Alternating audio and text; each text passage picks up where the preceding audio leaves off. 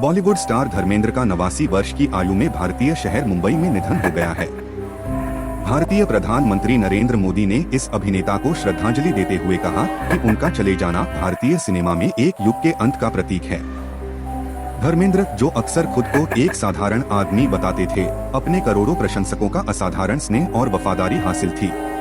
1975 की blockbuster film Sholay में प्यारे छोटे मोटे अपराधी वीरू के रूप में सबसे अधिक पहचाने जाने वाले इस अभिनेता ने 300 से अधिक फिल्मों में अभिनय किया, जिनमें से कई हिट रहीं और उन्होंने दर्शकों को दशकों तक मंत्रमुग्ध किया। उनकी फिल्मों के गाने चार्ट्स में शीर्ष पर रहे और हेमा मालिनी के साथ उनके रोमांस और शादी ने सुर्खियां बटोरी। बॉलीवुड के ओरिजिनल ही-मैन और गरम धरम के नाम से मशहूर इस अभिनेता ने अपने स्वर्णिम दिनों में दुनिया के सबसे हैंडसम मर्द की वैश्विक सूचियों में जगह बनाई और महिला प्रशंसकों के बारे में कहा जाता था कि वे उनकी तस्वीरें तकिए के नीचे रखकर सोती थीं। बॉलीवुड सितारे भी उनके आकर्षण से अछूते नहीं थे। वर्षों में अभिनेत्री माधुरी दीक्षित ने उन्हें स्क्रीन पर देखे गए सबसे हैंडसम लोगों में से एक बताया। सुपरस्टार सलमान खान ने कहा कि धर्मेंद्र सबसे खूबसूरत दिखने वाले आदमी थे और अभिनेत्री जया बच्चन ने उन्हें एक ग्रीक गॉड कहा। धर्मेंद्र हमेशा कहते थे कि वे अपनी खूबसूरती की चर्चा से शर्मिंदा हो जाते थे और इसे प्रकृति, मेरे माता पिता और मेरे जीन्स का करिश्मा बताते थे। 8 दिसंबर 1935 को पंजाब के लुधियाना जिले के नसराली गांव में एक मध्यम वर्गीय जाट सिख परिवार में जन्मे उनके स्कूल शिक्षक पिता ने उनका नाम धर्म सिंह देओल रखा था।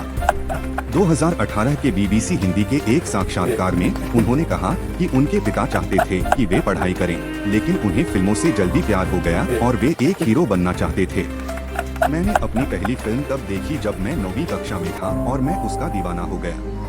मैं सोच रहा था, यह स्वर्ग कहाँ है जहाँ ये सभी खूबसूरत लोग रहते हैं।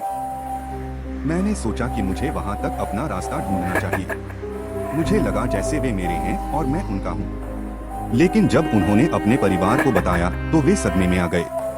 मेरी माँ ने कहा, तुम हमारे बड़े बच्चे हो, तुम्हारी पारिवारिक जिम्मेदारियाँ हैं। मैं बहुत दुखी था। इसलिए जब हमें फिल्म फेयर पत्रिका की ऑल इंडिया टैलेंट कॉन्टेस्ट के बारे में पता चला तो मुझे खुश करने के लिए उन्होंने कहा, ठीक है, अपना आवेदन भेज दो। हमने नहीं सोचा था कि मैं चुन लिया जाऊंगा। लेकिन फिर उन्होंने वह प्रतियोगिता जीती और बॉम्बे, अब मुंबई चले गए और बाकी, जैसा कि कहा जाता है, इतिहास है। 3 दशकों तक 1960 में दिल भी तेरा, हम भी तेरे के साथ डेब्यू करने के बाद उन्होंने बॉलीवुड पर राज किया और हर साल कई हिट फिल्में दी। धर्मेंद्र पहली बार बिमल रॉय की 1963 की फिल्म बंदिनी से प्रसिद्ध हुए, जिसमें उन्होंने एक जेल डॉक्टर की भूमिका निभाई जो एक कैदी से प्यार कर बैठता है। वे जल्द ही एक रोमांटिक हीरो बन गए और नूतन, मीना कुमारी, माला सिन्हा और स्वानु जैसी शीर्ष अभिनेत्रियों के साथ सफलतापूर्वक जोड़ी बनाई। 1966 में उन्होंने फूल और पत्थर में अपनी पहली एक्शन भूमिका की, लेकिन 1971 की हिट मेरा गांव मेरा देश ने उन्हें एक एक्शन हीरो के रूप में स्थापित कर दिया। लंबे और ताकतवर धर्मेंद्र अक्सर अपने एक्शन सीन खुद करते थे, जिनमें साहसिक स्टंट शामिल होते थे, यहाँ तक कि जोखिम भी उठाते थे। रोमांस और एक्शन के अलावा इस अभिनेता ने थ्रिलर और कॉमेडी फिल्में भी दी जो हिट रहीं। आलोचकों ने 1975 की हास्य फिल्म चुपके चुपके में उनकी बेहतरीन कॉमिक टाइमिंग की सराहना की। वर्षों में धर्मेंद्र ने कहा कि उन्हें 70 हीरोइनों के खिलाफ कास्ट किया गया, लेकिन उनकी सबसे सफल स्क्रीन जोड़ी हेमा मालिनी के साथ थी, जो बाद में उनकी दूसरी पत्नी बनी। यह जोड़ी पहली बार 1965 में एक फिल्म प्रीमियर पर मिली और हेमा मालिनी ने धर्मेंद्र पर तुरंत असर डाला। अपनी 2017 की जीवनी में उन्होंने लिखा कि उन्होंने धर्मेंद्र को सह-अभिनेता शशि कपूर से पंजाबी में कहते सुना, कुड़ी बड़ी चंगी है, लड़की काफी सुंदर है। 1970 के दशक में सीता और गीता, राजा जनी और शोले जैसी सुपरहिट फिल्मों के थ्रू उनका रोमांस फला फूला और सुर्खियां बटोरी, क्योंकि धर्मेंद्र पहले से ही अपनी पहली पत्नी प्रकाश कौर के साथ शादीशुदा थे और उनके बड़े बच्चे थे। मीडिया ने हेमा मालिनी के परिवार के उनकी शादी के विरोध के बारे में लिखा, लेकिन आखिरकार दंपति ने 1980 में शादी के बंधन में बंध गए। कुछ रिपोर्टों में कहा गया कि उन्होंने शादी करने के लिए इस्लाम कबूल कर लिया था, जो बहुविवाह की अनुमति देता है, एक दावा जिसे धर्मेंद्र ने बाद में खारिज कर दिया। अभिनेता निर्माता ने राजनीति में भी हाथ आजमाया।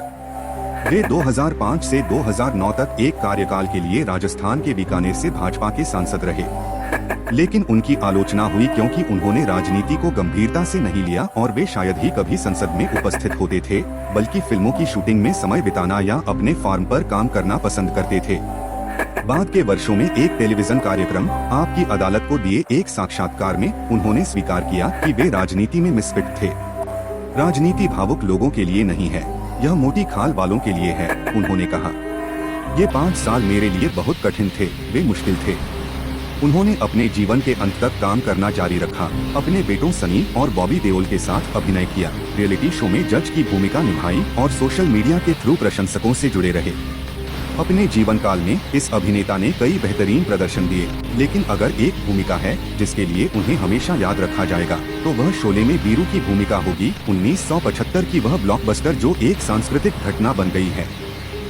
इस मल्टी स्टारर फिल्म, जिसमें अमिताभ बच्चन, हेमा मालिनी और जया बच्चन भी मुख्य भूमिकाओं में थे, में धर्मेंद्र और बच्चन ने प्यारे बदमाशों की भूमिका निभाई जो बाद में एक खतरनाक डाकू से लड़ने के लिए भर्ती किए गए मसीहा बन जाते हैं। यह फिल्म एक कल्ट क्लासिक बन गई और कई प्रशंसकों ने इसकी सफलता का श्रेय धर्मेंद्र को दिया, उन्हें शोले की आत्मा बताया। अभिनेता ने भी इसे अपनी सर्वश्रेष्ठ भूमिका बताया। उन्होंने कहा, मुझे नहीं लगता कि मैंने कभी वीरू से बेहतर भूमिका की है। लेकिन दर्जनों हिट फिल्में देने के बावजूद धर्मेंद्र बॉलीवुड में नंबर 1 का दर्जा हासिल नहीं कर सके। वे दिलीप कुमार, राजेश खन्ना और अमिताभ बच्चन जैसे समकालीनों से पीछे रह गए और कई बार प्रतिष्ठित फिल्म फेयर पुरस्कारों से वंचित रहे। आखिरकार 1997 में फिल्म फेयर ने हिंदी सिनेमा में उनके योगदान के लिए लाइफटाइम अचीवमेंट अवार्ड से सम्मानित किया और 2012 में उन्हें पद्म भूषण से सम्मानित किया गया, जो भारत सरकार द्वारा नागरिकों को उनकी विशिष्ट सेवा के लिए दिया जाने वाला सम्मान है। लेकिन धर्मेंद्र ने अपने स्टारडम को हल्के में पहना, इस होड़ से दूर रहे और कहा कि वे कभी भी उद्योग में नंबर 1 नहीं बनना चाहते थे। उन्होंने एक साक्षात्कारकर्ता से कहा, मैंने कभी बहुत ज्यादा पैसा नहीं मांगा और प्रसिद्धि क्षणभंगुर है, मैं केवल लोगों का प्यार चाहता था। उन्होंने आगे कहा, मैं यहाँ सिर्फ इसी प्यार के लिए आया था। हर कोई धर्मेंद्र से प्यार करता है और मैं इसके लिए आभारी हूँ। बुधवार को उनके निधन की खबर ने सोशल मीडिया पर फिल्म इंडस्ट्री के लोगों से श्रद्धांजलि दिलवाई। अभिनेता अक्षय कुमार ने कहा, बड़े होते हुए धर्मेंद्र वह हीरो थे जो हर लड़का बनना चाहता था। पीढ़ियों को प्रेरित करने के लिए धन्यवाद। आप अपनी फिल्मों और आपके द्वारा फैलाए गए प्यार के थ्रू जीवित रहेंगे। उनके निधन को एक युग का अंत बताते हुए निर्देशक करण जौहर ने कहा कि इसने उद्योग में एक बड़ा छेद कर दिया है, एक ऐसा स्थान जिसे कभी भी किसी के द्वारा नहीं भरा जा सकता। हमेशा एक और केवल एक धर्मेंद्र रहेंगे। यह समाचार एक समाचार एजेंसी की रिपोर्ट पर आधारित है। खबर की पुष्टि अभी तक परिवार या आधिकारिक स्रोतों द्वारा नहीं की गई है। किसी भी तरह की अफवाह पर ध्यान न देते हुए प्रतीक्षा करें जब तक कि आधिकारिक पुष्टि नहीं मिल जाती।